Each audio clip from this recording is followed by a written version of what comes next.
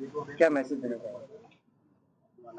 मैं मैसेज देता हूँ समाजवादी पार्टी की तरफ से कि हमारे जो दो उम्मीदवार हैं वार्ड नंबर 7 से और वार्ड नंबर 13 से, वो जनता के हित में काम करेंगे और जीत के आएंगे।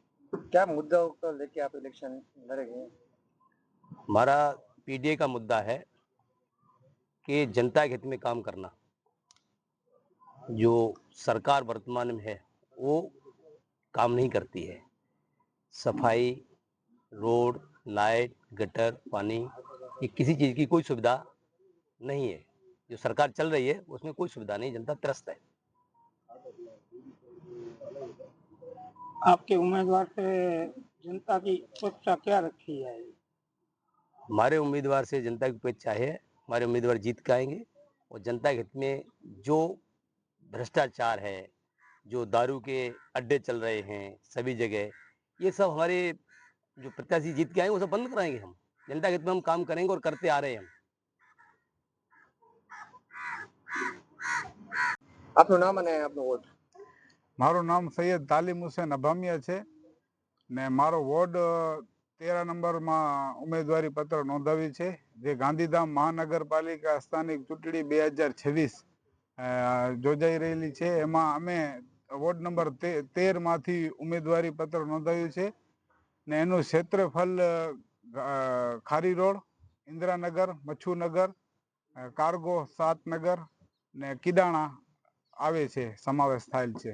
શું મુદ્દાઓ લઈને આપ ઇલેક્શન લડે?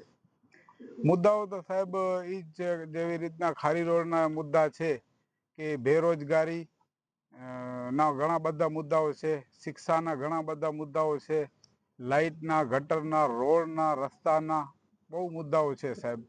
ને હમણાં જ થોડાક સમય પહેલા ડેમોલેશન કર્યું છે ફિશરમેનનું કાંડલામાં, તો એ પણ અમારા ફિશરમેન બધાએ ત્યાં ખારી રોડમાં આવી ગયા છે ને એનું પણ ડીપીટી દ્વારા સર્વે કરવામાં આવી રહ્યું છે કે એને પણ નુકસાન થાય, ડિમોલેશન કરે તેવી સ્થિતિ અમે સર્જાઈ રહી છે, જો દેખાઈ રહી છે.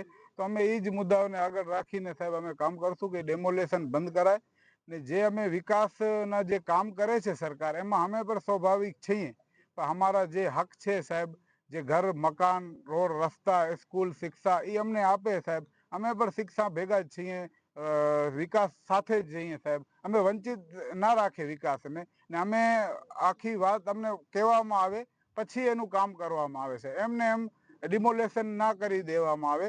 ને ઘણા બધા એવા મુદ્દા છે સાહેબ જે જેનાથી જનતા તાઈમામ પડી છે ને બહુ પરેશાન છે ને ઘણા ટાઈમથી અમે જનતા કહે છે કે આપ આવો અમારા પ્રતિનિધિ કરો, તો અમે આવ્યા છીએ એમને પ્રતિનિધિ કરવા માટે. જનતાએ અમારા ઉપર ભરોસો કર્યો છે ને અમે ખાતરી આપીએ છીએ સાહેબ કે એમના ભરોસાને અમે કામયાબ રાખશું ને અમે હંમેશા જનતા ભેગા રહ્યા છીએ ને ભેગા રહેશું.